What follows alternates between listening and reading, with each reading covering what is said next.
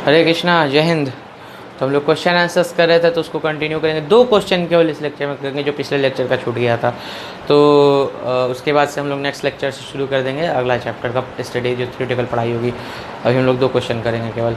और चैनल को अब तक सब्सक्राइब नहीं किया तो चैनल को सब्सक्राइब कीजिए, नोटिफिकेशन बेल दबाइए, लाइक कमेंट और शेयर वगैरह आप कर दीजिए। आप अपना काम करिए, मैं अपना काम करता हूँ। ओके, ठीक है, शुरू करते हैं। इसको ख़त्म भी करना है जल्दी। तो क्वेश्चन है कि in an auto cycle air at 17 degree Celsius at, मतलब पहला तो हम लोग देख ले रहे ऑटो साइकिल है, सीधे सीधे लिख ले रहा, फिर उसके बाद मैं पढ़ता हूँ। In an auto cycle air at 17 degree Celsius and 1 bar is compressed adiabatically until the pressure is 15 bar. The air standard efficiency for the cycle in percentage is, बोल रहा है कि in an auto cycle air at 17 degree Celsius and 1 bar.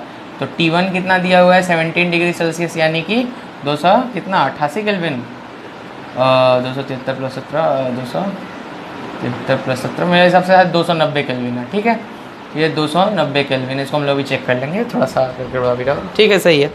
And 1 बार, तो P1 कितना दिया हुआ है हमारा 1 बार, ये दिया हुआ है। बोल रहा है इज कंप्रेस्ड एडियाबेटिकली, कंप्रेशन तो एडियाबेटिक होता ही है, अंटिल द प्रेशर इज 15 बार। तो P2 कितना दिया हुआ है हमारा 15 बार दिया है, 15 बार।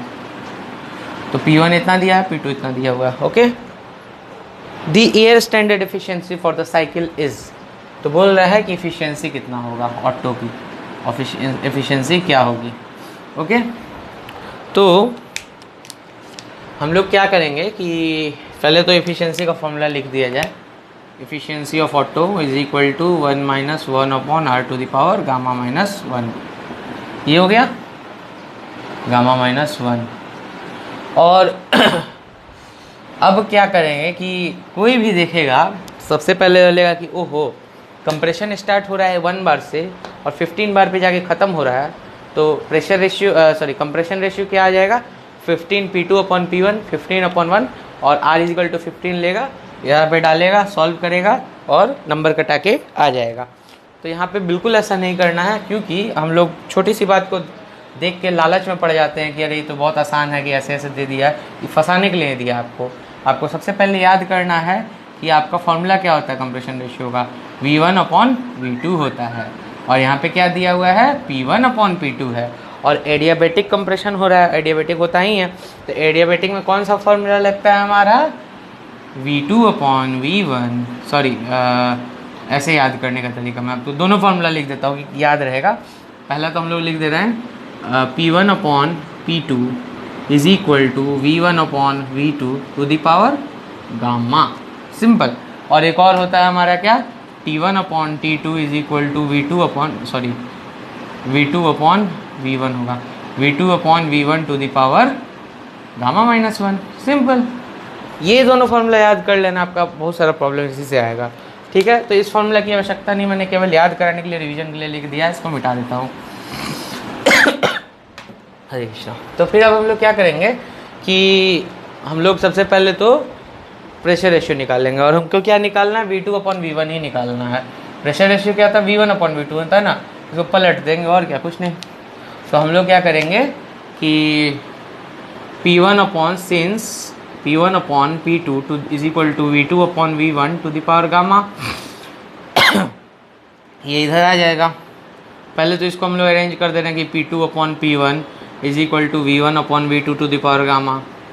अब हम लोग क्या इसको लिखा जा सकता है कि R to the power gamma is equal to P2 upon P1, ये लिखा जा सकता है। इसको थोड़ा और इधर कर दिया, R is equal to P2 upon P1 to the power 1 upon gamma. ठीक है, तो इससे हम लोग R निकाल लेंगे। तो R is equal to P2 upon P1 to the power 1 upon gamma. तो P2 अपॉन P1 कितना है 15 upon 1 to the power 1 upon 1.4। इससे हमारी R की वैल्यू आ जाएगी। R की वैल्यू कितनी आ रही है 1 डिवाइडेड बाई 1.4 और 15 टू द पावर आंसर 6.919। तो 6.92 R की वैल्यू आ गई। अब तो कुछ है नहीं, इसमें डाल देना, सिंपल आंसर आ जाएगा। Efficiency of auto is equal to 1 minus 1 upon R to the power यानी 6.92 to the power gamma minus 1 यानी 0.4 1.4 माइनस 1 1.4 माइनस 1, ठीक है, ये हो गया। ठंड लग रही है, ठीक है। तो अब हम लोग क्या करेंगे कि ये हो गया, अब इसको हम लोग सॉल्व कर देते हैं। तो 6.92 to the power 0.4 1 divided by answer 1 minus answer, तो 53.87%, 53.9 दिया है इनका आंसर। तो हमारा आ जाएगा efficiency of auto is equal to 53.87%, ये हो गया। तो इस क्वेश्चन में क्या सीखने वाला था, इस क्वेश्चन में आपको सीधे सीधे ट्रैप दे दिया था। ये जैसे मैंने लिखा वैसे नहीं लिखा था, इसमें बोल रहा है कि कंप्रेस्ड 1 बार से कंप्रेशन करके 15 बार पहुंचाया गया। तब कोई भी सोचेगा कि कंप्रेशन करके इतना बार से उतना बार पहुंचाया तो कंप्रेशन रेशियो 15 है, 15 divided by 1 is equal to 50 P2/P1। यहीं पे गलती होगी, हमें वो नहीं करना, हम ये फॉर्मूला देखना और इससे ये निकलेगा, ठीक है। तो इस क्वेश्चन में सीखने वाला यही था। लास्ट क्वेश्चन है, मतलब सेकंड नंबर क्वेश्चन, जो इस लेक्चर का लास्ट क्वेश्चन है। उसके बाद हम लोग नेक्स्ट चैप्टर पे आ जाएंगे। तो अगले चैप्टर्स में सब थोड़े थोड़े क्वेश्चंस हैं, लंबा गया है, मैंने सोचा था कि कम ही होगा, पता है कितने 12-13 चैप्टर्स दे दिए, तो जल्दी जल्दी करने का प्रयास होगा, लेकिन सब कुछ समझते हुए, छोड़ के कुछ नहीं मिलेगा। A single cylinder compression ignition engine, मतलब CI engine, operating on the air standard diesel cycle has a mean effective pressure of 1 megapascal। तो सबसे पहला बात बताया कि डीजल साइकिल पे काम कर रहा है और CI इंजन है, तो डीजल पे काम कर रहा है और ये कितना है प्रेशर, मीन इफेक्टिव प्रेशर कितना है आपका है, P मीन है 1 मेगापास्कल, P मीन है 1 मेगापास्कल, ठीक है। And A compression ratio of 21, तो R की वैल्यू कितनी आ रही है, 21 है, ओके। और the engine has a clearance volume of 5 into 10 to the power minus 5 metre cube. तो क्लियरेंस वॉल्यूम की बात हो रही है, तो क्लियरेंस वॉल्यूम कितना दिया हुआ है, 5 into 10 to the power minus 5 metre cube, ये दिया है। The heat added at constant pressure is 2 kilo joule. तो heat added at constant pressure Q supplied is equal to 2 kilo joule, ठीक है। The thermal efficiency of the engine in percentages, तो thermal efficiency of engine, तो efficiency of thermal मतलब diesel की efficiency in percentage में निकालना है, okay. तो हम लोग देखते हैं कि हम लोग को क्या करना है। तो इसमें ऐसा है कि कट ऑफ रेशियो नहीं दिया और मीन इफेक्टिव प्रेशर दिया है और हीट सप्लाइड दिया है, तो हम लोग इस फार्मूला को यूज़ करेंगे। इफ़िशेंसी वो वाला भी यूज़ किया जा सकता है, इफ़िशेंसी थर्मल क्या आ जाएगा आपका, नेटवर्क अपॉन क्या होता है, हीट सप्लाइड, ठीक है, ये हो गया। और हमें QS दिया हुआ है, वर्क नेट निकालना पड़ेगा, तो वर्क नेट निकालने का मीन दिया हुआ है, तो सिंस क्या, P mean is equal to work net upon swept volume VS, ठीक है, ये हो गया। अब स्वेप्ट वॉल्यूम हो गया, work net upon swept volume, okay. उसके बाद स्वेप्ट वॉल्यूम, हाँ स्वेप्ट वॉल्यूम निकालना पड़ेगा, इससे वर्क नेट निकल जाएगा, स्वेप्ट वॉल्यूम बस निकालना पड़ेगा। तो swept volume is equal to VS is equal to V1 minus V2, और V1 माइनस V2 निकालना है, तो हमें V1 निकालना पड़ेगा उसके लिए, तो V1 by V2 is equal to R होता है, और V2 हमें दिया ही है, VC is equal to V2। मैं जो छींक रहा हूँ, खांस रहा हूँ, ये मत समझिएगा कि बीमारी है, क्योंकि कोरोना बहुत चला है। यहाँ पे कूलर मैंने सेट किया है, उसका डायरेक्ट हवा ले रहा था, और कल रात बहुत बारिश हुई है, ओले वगैरह भी गिरे, तो वही थोड़ा ठंडा लग रहा था, तो उससे वो फिर थोड़ा देर में ठीक हो जाएगा। तो अब हम लोग क्या करेंगे कि इन सब फार्मूलाज का यूज़ करेंगे। तो सबसे पहली बात है समझने के लिए हम लोग यहाँ डायग्राम बना लेते हैं, PV diagram. Okay, PV diagram में क्या है कि ये डीजल की बात हो रही है, तो 1 2 3 एंड 4, और ये हमें पता है कि इधर से इधर जाएगा, ऐसे ऐसे होगा। तो ये वाला जो एरिया वॉल्यूम है ये है V1 is equal to V4, और ये है V2 और उधर V3 है, उसकी आवश्यकता नहीं तो नहीं बना रहा है। तो यहाँ से यहाँ तक जो होता है, यहाँ पे ये है स्वेप्ट वॉल्यूम, और यहाँ से यहाँ तक जो होता है वो है क्लियरेंस वॉल्यूम।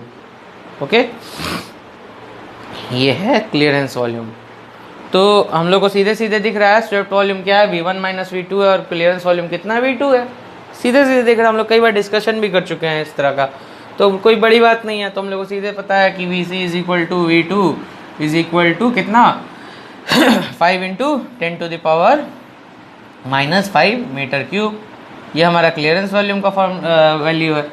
और इसके बाद क्या होगा कि अब हम लोग को V1 निकालना है, तो V1 is equal to R V2। तो R कितना है हमारा 21 इंटू V2 कितना है 5 इंटू 10 टू द पावर -5 है, तो यानी 21 बचे 5 10 105 into 10 to the power -5 metre cube. तो ये आ जाएगा V1 का वैल्यू, और ये V2 का वैल्यू ये था। तो स्वेप्ट वॉल्यूम निकाला जाए तो ये V1 minus V2 is equal to 105 minus 5 into 10 to the power -5 metre cube, यानी 100 इंटू 10 टू पावर यानी 10 to the power -3 metre cube आ रहा है। ओके, ये क्यूब है, थोड़ा सा उर्दू जैसा लिख दिया गया। स्वेप्ट वॉल्यूम ये हो गया, ये हमारा स्वेप्ट वॉल्यूम का वैल्यू आ गया। अब वर्क नेट इस फॉर्मूला से निकाल लिया जाए तो net work is equal to P mean into swept volume into VS। तो पी मीन हमारा कितना दिया हुआ 1 मेगा पास्कल है, तो हम लोग क्या करेंगे उसको किलो पास्कल में चेंज करेंगे।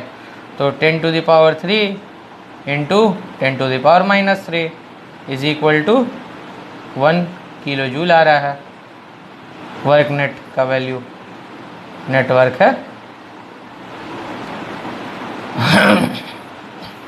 ओके, ये आ रहा है 1 किलो जूल। अब क्या करेंगे हम लोग नेटवर्क ये आ गया, अब हम लोग इफिशियंसी निकाल लेंगे। तो efficiency is equal to heat supplied work net, तो 1 kilo joule upon heat supplied यानी 2 किलो जूल। तो कितना आ जा रहा हम लोग का efficiency 50%। Efficiency is equal to 50% आ जा रहा है, हो गया सिंपल। ठीक है, 50% एफिशिएंसी हमारा आ रहा है। तो यही है हमारा इसका सॉल्यूशन, और कुछ नहीं है, बस दैट्स ऑल। तो इस तरह से हमारा न्यूमेरिकल पोर्शन बहुत हद तक, आगे भी कुछ मिलेगा लेकिन अब हमें अगला चैप्टर हम लोग फ्यूल एयर साइकिल्स वगैरह सब हम लोग देखेंगे। तो आज के लिए इतना ही है, इस लेक्चर के लिए इतना ही है, आज के लिए नहीं, और प्रयास करूँगा मैं अगला लेक्चर भी आज ही के दिन लूँ। 2 लेक्चर ले चुका हूँ, इसके पहले वाला और अभी वाला। तो आप लोग चैनल को like comment share subscribe notification bell वगैरह दबाने का काम कर दीजिए, वो आपका काम है, ये मेरा काम है। मैं अपना काम कर रहा हूँ, जिस तरह से हो पा रहा है उस तरह से कर रहा हूँ। आप अपना काम कीजिए, तभी गाड़ी के दोनों चक्के जब चलते हैं तभी गाड़ी आगे बढ़ती है। अगर एक चक्का रुक गया तो गाड़ी केवल गोल गोल घूम के वहीं पर रह जाती है। तो दूसरे चक्के आप हैं, आपको ये काम करना है, और मेरा काम है पढ़ाने का। तो मिल बांट के काम चलेगा ऐसे, ठीक है। हरे कृष्णा, जय हिंद, धन्यवाद, थैंक यू।